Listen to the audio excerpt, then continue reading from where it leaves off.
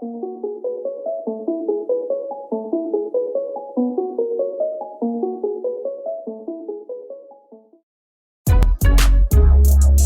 people reviews stuff. They also say this product is the price is quite good. We've found pros and cons on this type of product. But overall, it's a supreme product and we are well recommend it. When you however want to know more details on this product, so read the reports of those who have already used it. Visit the product detail link in description for an item you wish to buy. Tap add to cart. When you've finished adding items to your cart, tap the shopping cart icon. If you need to edit the items in your cart, tap save for later or delete next to the item in the cart. Tap proceed to checkout and follow the on-screen instructions.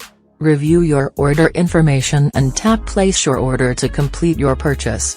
You'll see an order confirmation screen when your purchase has been completed.